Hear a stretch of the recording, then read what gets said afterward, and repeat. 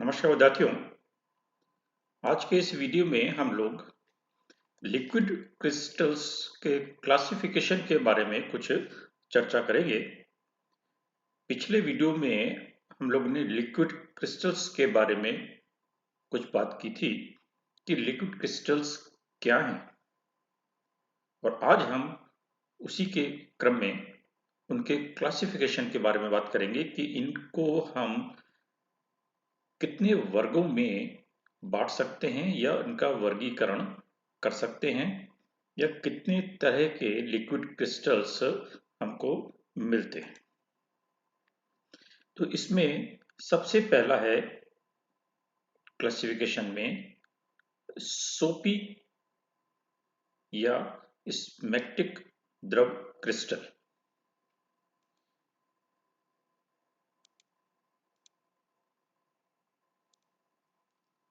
ठीक है ना, सोपी या स्मेक्टिक द्रव क्रिस्टल।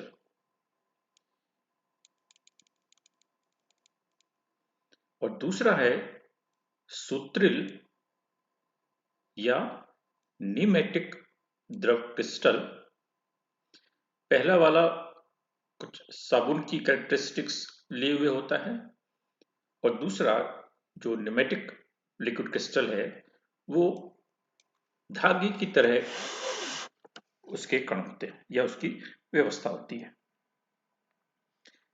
तीसरा है मिश्रित लिक्विड क्रिस्टल। मिश्रित लिक्विड क्रिस्टल में दोनों ही तरीके के गुणधर्म पाए जाते हैं, यानी स्मेक्टिक और न्यूमेटिक दोनों तरीके के। और एक चौथा कोलेस्टेरिक लिक्विड क्रिस्टल और होता है। इनके बारे में यदि हम किसी और विस्तार से चर्चा करें तो जो स्मेक्टिक लिक्विड क्रिस्टल है ये सामान्य द्रव की तरह नहीं बहते। लिक्विड्स होते हैं, लेकिन लिक्विड्स भी आपने देखे होंगे कि इनके बहने की प्रवृत्ति, किसी द्रव के बहने की प्रवृत्ति अलग अलग होती है। जैसे ग्लिसरीन है या ग्लिसरॉल है, वो आसानी से बहता नहीं है, गाढ़ा होता है। पानी है, आसानी से बहता है। तो हर द्रव के बहने की प्रवृत्ति अलग अलग होती है, जिसके हम विस्कोसिटी से नापते हैं। तो ये स्मेक्टिक लिक्विड क्रिस्टल्स ये सामान्य द्रवों की तरह बहते नहीं हैं, और इसीलिए इनमें इनकी गतिशीलता भी थोड़ी सी कम होती है, और ये परत के रूप में एक दूसरे के ऊपर बहते हैं। जैसे ये एक परत ये है, एक परत ये है, एक परत ये है, तो ये परत के रूप में एक दूसरे के ऊपर बहते हुए दिखाई देते हैं, जैसे एक दूसरे के ऊपर वो फिसल रही हों लेयर्स। और कांच की सतह पर यदि हम इनको डालते हैं तो ये एक सीढ़ी नुमा सतह बनाती है इस तरीके से। एक अक्षीय होते हैं, यानी एक ही डायरेक्शन में। आप देखें ये सारे एक ही डायरेक्शन में हैं, तो एक अक्षीय होते हैं, और चुंबकीय क्षेत्र में ये प्रभावित नहीं होते। ये सारे पॉइंट्स आप 1 2 3 4 करके पॉइंट्स के रूप में भी लिख सकते हैं, बता सकते हैं, या इसको सीधे सीधे पैराग्राफ के रूप में भी लिख सकते हैं। ये क्रिस्टलीय ठोस पदार्थों की तरह एक्सरे डिफ्रैक्शन भी दिखाते हैं, और एक चालक या लैटिस की तरह, क्रिस्टलीय लैटिस की तरह, जब हम ठोस की बात करेंगे तब क्रिस्टलीय लैटिस क्या है इसके बारे में बात करेंगे, तो उनकी तरह इनकी आणविक संरचना होती है। तो ये तो स्मेक्टिक लिक्विड क्रिस्टल्स हो गए, जैसे ethyl para benzoxy benzoate, ethyl para azoxy cinnamate, n octyl para azoxy cinnamate. ये कुछ स्मेक्टिक द्रव क्रिस्टल्स के एग्जाम्पल हैं। दूसरा है न्यूमेटिक लिक्विड क्रिस्टल, जो कि हमने कहा कि सुई की तरह के होते हैं। सूत्रील होते हैं। इनकी कैरेक्टरिस्टिक उनसे थोड़ी सी भिन्न होती है स्मैक्टिक से। इनमें श्यानता कम होती है, यानी आसानी से बहते हैं, सरलता से बहते हैं, और सामान्य द्रवों के विपरीत ये विषम दशकता का गुण दिखाते हैं। जब हम ठोस के बारे में अध्ययन करेंगे तो वहां समदैशिकता और विषम दैशिकता भी आती है, वहां इसके बारे में और चर्चा करेंगे।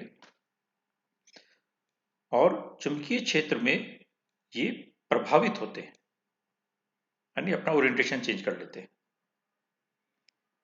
तो चुंबकीय क्षेत्र की उपस्थिति में किस तरीके से होता है? चुंबकीय क्षेत्र की उपस्थिति में, यानी इनके आसपास कोई हम मैग्नेट ले जाएं या कोई मैग्नेटिक फील्ड डेवलप करें, तो उसमें जो मैग्नेटिक फील्ड की डायरेक्शन है उस दिशा में देखने पर ये स्पष्ट द्रव की तरह दिखाई देते हैं,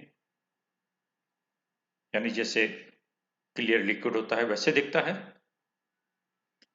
लेकिन जैसे ही हम इसका मैग्नेटिक फील्ड हटा देते हैं, ये पुनः एक टर्बिड लिक्विड, हमने पहले कहा है कि लिक्विड क्रिस्टल्स टर्बिड लिक्विड होते हैं, आविल द्रव होते हैं।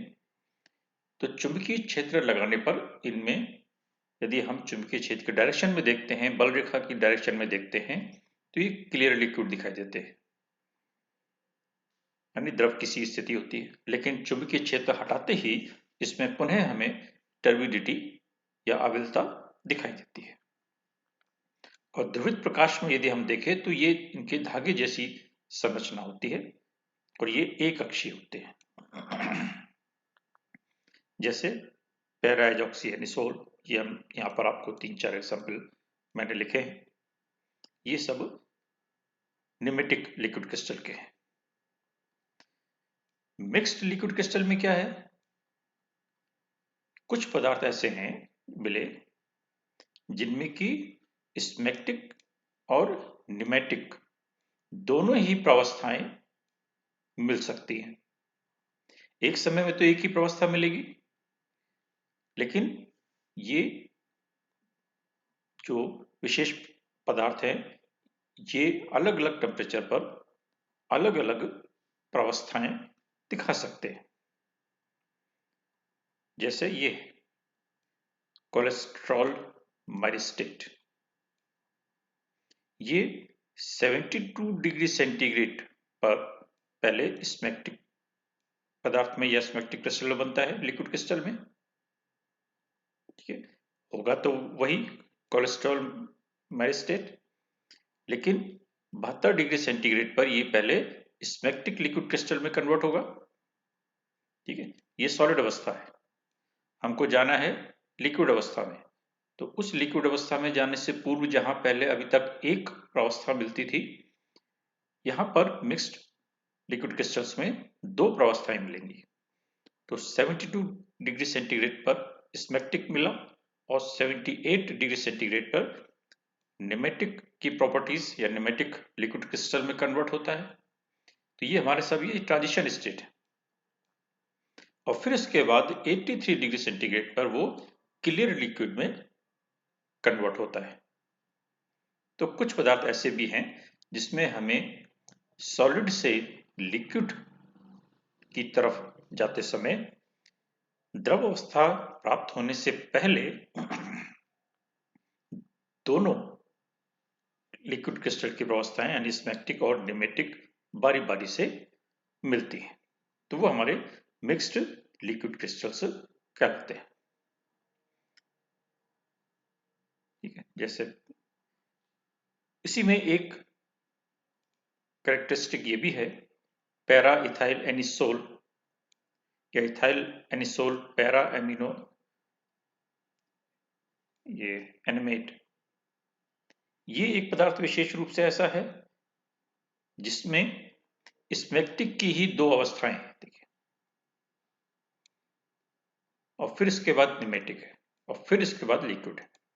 तो पहले वो 83 डिग्री सेंटीग्रेड पर फर्स्ट स्मैक्टिक अवस्था मिलती है, फिर इसके बाद 91 पे सेकंड स्मैक्टिक प्रावस्था मिलती है, फिर इसके बाद 180 डिग्री सेंटीग्रेड पर निमेटिक और 139 डिग्री सेंटीग्रेड पर लिक्विड प्रावस्था मिल जाती है।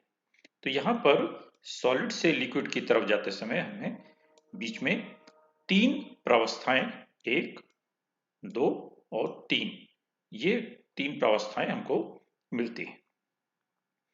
तो कई तरीके के केमिकल कंपाउंड्स या ऑर्गेनिक कंपाउंड्स हमें देखने को मिले।